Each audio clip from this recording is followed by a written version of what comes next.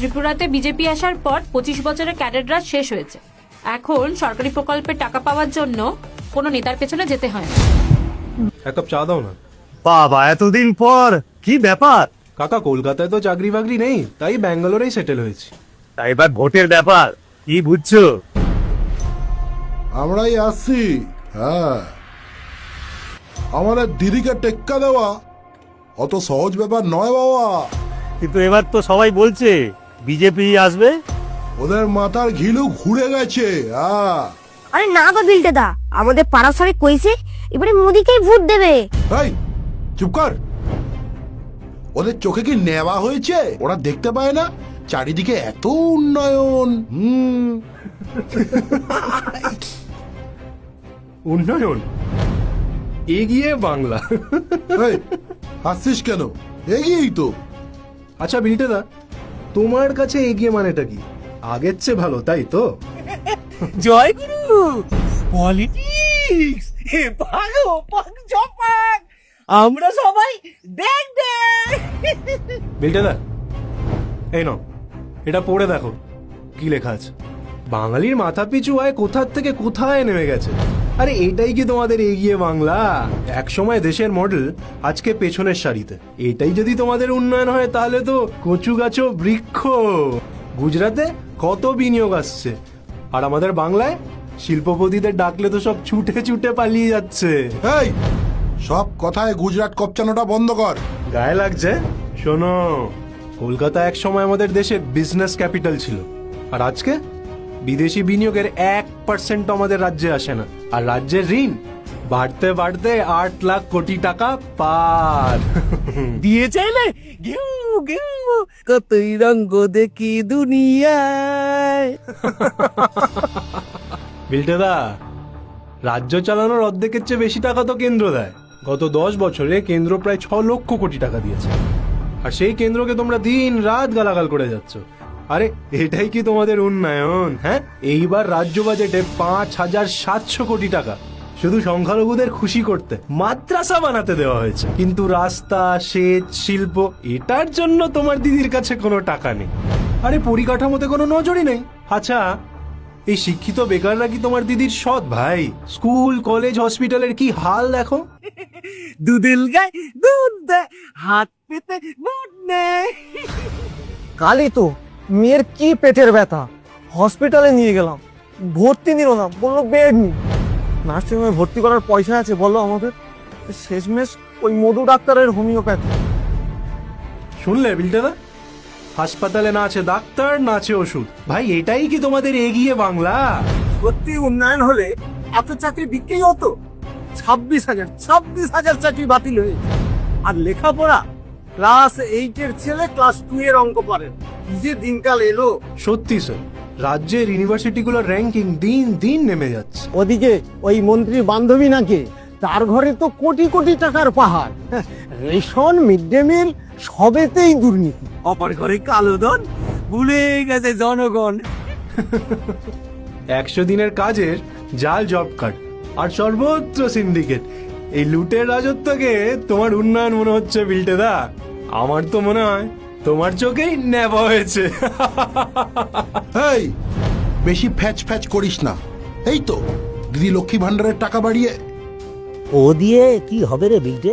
অন্য রাজ্যে মেয়েদের কত টাকা দেয় জানিস? 3,000। কিন্তু যদি বিজেপি আসে তাহলে লক্ষ্মী ভান্ডার বন্ধ করে দেবে। না, বিজেপি এলে লক্ষ্মী ভান্ডার বন্ধ হয়ে যাবে না, উল্টে আরো বেশি মজবুত হবে, আরো বেশি মহিলাদের কাছে পৌঁছবে। যেমন বিহার সরকার দেখুন মহিলাদের রোজগারের ব্যবস্থা করে দিচ্ছে। আর সত্যি তো, দেখ না, এই যে এখানে কোনো কাজকর্ম আছে? কাজ ফাজ কিচ্ছু করতেও নেই, সবাই তো এখানে বসে বসে আড্ডা মারে। রুদ্রকে দেখ, কাজ না পেয়ে মাথাটাই গেছে খারাপ হয়ে, খালি চা খায় আর ভুলভাল গান গায়।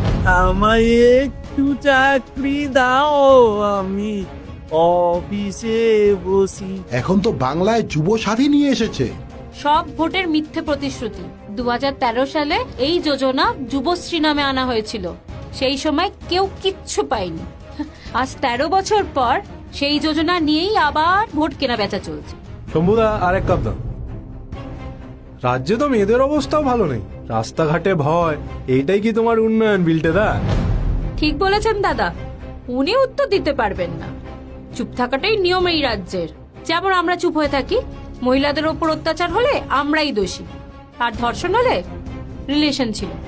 বাড়ি থেকে সন্ধ্যের পর বেরিয়েছো, আর ওই সন্দেশখালির পিঠে বানানোর কাণ্ডটা সকলে তো মনেই আছে। এটা নাকি একজন মহিলা মুখ্যমন্ত্রীর রাজ্য। নির্লজ্জের মতো টাকা দিয়ে মেয়েদের ধর্ষণের দাম দিতে চায়। ছোট মুখে বড় কথা হবে। তবুও বলতে চাই দাদা, মেয়েদের ইজ্জত দাড়িপাল্লায় তোলাটাতেই এগিয়ে বাংলা। ঠিকই বলেছিস বোন, অভিযোগ জানানোর তো আর কোনো জায়গা নেই। নেতা, পুলিশ, দুষ্কৃতী সব মিলে একাকার হয়ে আছে। দেশের বাড়ি গিয়েছিলাম দাদা, চাষিদেরও খুব কষ্ট, মাঠে সেচে জল নেই, আশেপাশে কোথাও একটা কোন স্টোরেজও নেই। আর সরকার তো ফসল কিনেও না, অর্ধেকটাই নষ্ট করে। আর নইলে জলের দরে বিক্রি। আরে নিজেকে তো এখন বাঙালি বলতেই লজ্জা করে। বাঙালির প্রিয় মাছ ভাত, ওই মাছ ভাতটাও তো আর নিজের নয়। রুই কাতলা মানেই অন্ধ্রপ্রদেশ। আর বিলটেদা, গুজরাটের কথা বলতেই তুমি রেগে যাচ্ছিলে না? ওই তোমার প্রিয় ইলিশ মাছটা, ওটাও বেশিরভাগ গুজরাট থেকেই আমাদের রাজ্যে আসে। আর তোমার এই স্বাদের ডিমটা, এই ডিমটাও অন্য রাজ্য থেকেই আমাদের এখানে আসছে। কলকাতা থেকে নর্থ বেঙ্গল ট্রাভেল করতে লাগে 14 ঘন্টা, আর অন্য রাজ্যে এই ডিস্টেন্সই ট্রাভেল করতে লাগে মাত্র 7 ঘন্টা। আরে রাজ্যে কোনো নতুন বন্দর হয়নি, কোনো শিল্প আসেনি।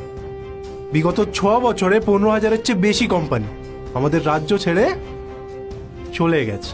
বেশ বলেছো বিবে, আমরা এখন বাংলা থেকে ছেলে মেয়েদের অন্য রাজ্যে এক্সপোর্ট করছি। বাংলা হলো মেধা রপ্তানি কোম্পানি। আর বাইরে থেকে রাজ্যে আমদানি হয় ভোট ব্যাংক। দাদা, রাজ্যের চলচ্চিত্র জগতের হাতে তো হ্যারিকেন, আর হস্তশিল্পীদের নুন আনতে পান্তা ফুরোয়। আমাদের রাজ্যে সব কিছুর গ্রাফ নিচে, শুধু দুর্নীতির গ্রাফ টপে। আরে রাজ্যের সিকিউরিটিটাও তো কম্প্রোমাইজ হচ্ছে বর্ডারে। রাজ্যে আমাদের রাজনীতির উই পোকা ধরেছে, আর সেটাকেই আমাদের বিলটেদা রঙিন চশমা পরে উন্নয়ন দেখছে।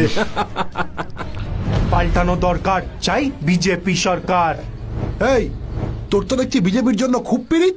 বিজেপি এখানে আসলে কি সূর্যটা পশ্চিম দিক থেকে উঠবে? না দাদা, বিজেপি ক্ষমতাতে এলেও সূর্য সেই পূর্ব দিক থেকেই উঠবে। কিন্তু আমাদের বাংলার যে উন্নয়নের সূর্যটা ডুবে গেছে, সেটা আবার দেখা যাবে। বিজেপি ক্ষমতায় এলে মানুষের মানসিকতাটা বদলাবে।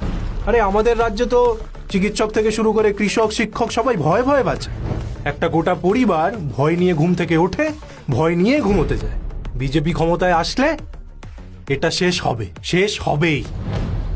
তোমার মুখে ফুল চন্দন পড়ুক দাদা। ফুলচন্দন নয়, চপ ঘুগনি বল। আমি যেন ভাত পাই, চপ ঘুগনিতেও কাটমানি চাই। আর কি কি হবে শুনি? কথাটা মিলিয়ে নিও। বিজেপি আমাদের রাজ্যে ক্ষমতায় আসলে এই কাটমানি কালচারটা প্রথমে শেষ হবে। কারণ বিজেপি শাসিত কোনো রাজ্যে এই কালচারটা নেই। প্রথম 100 দিনে সিন্ডিকেট সাফ। ত্রিপুরাতে বিজেপি আসার পর 25 বছরের ক্যাডেট রাজ শেষ হয়েছে। এখন সরকারি প্রকল্পের টাকা পাওয়ার জন্য কোনো নেতার পেছনে যেতে হয় না।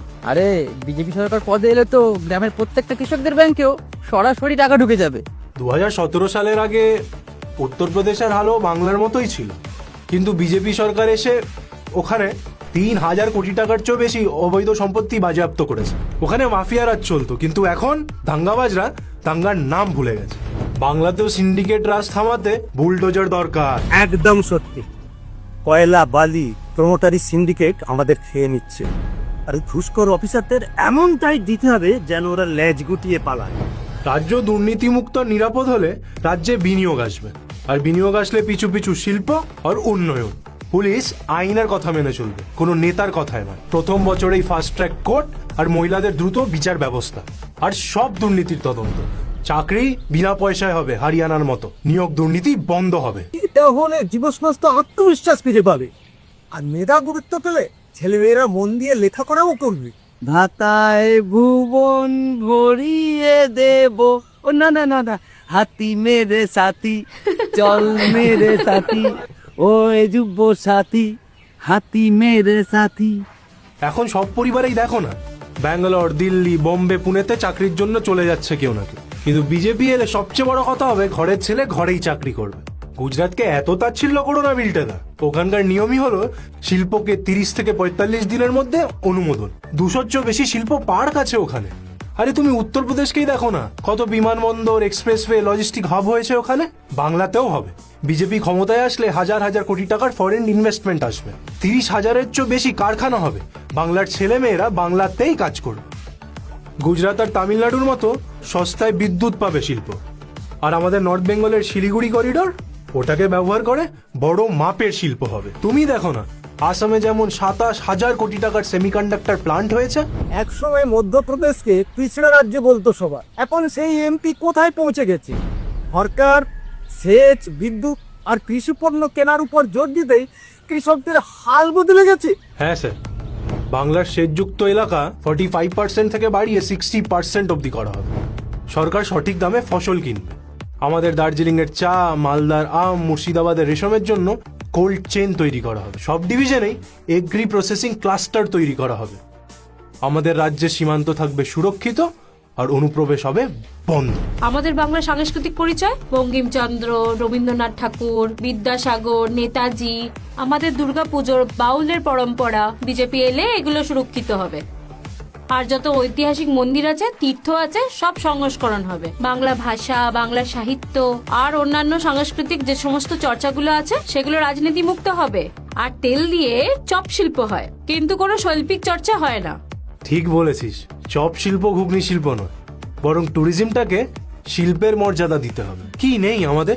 মরুভূমি ছাড়া বাকি সব আছে, নেই শুধু পরিকল্পনা। বিজেপি আমাদের রাজ্যে ক্ষমতায় আসলে সুন্দরবন, দার্জিলিং, ডুয়ার্স মিলে ট্যুরিজমের ইন্টারন্যাশনাল ব্র্যান্ডিং করা হবে। দীঘা যাওয়ার ব্যবস্থা আরো বেটার হবে। কলকাতা, মুর্শিদাবাদ, বিষ্ণুপুর, শান্তিনিকেতন মিলে একটা হেরিটেজ সার্কিট তৈরি করা হবে।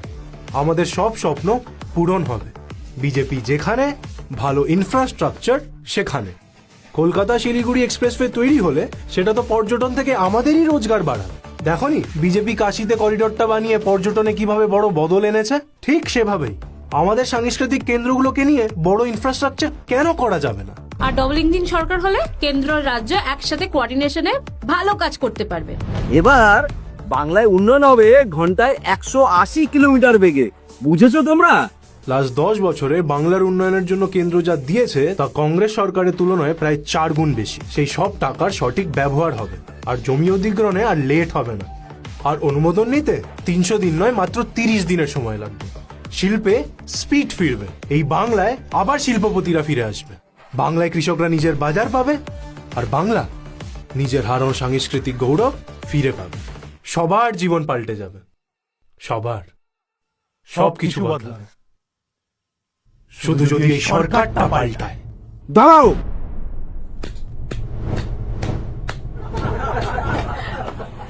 পাল্টানো দরকার, পাল্টানো দরকার। চাই বিজেপি সরকার।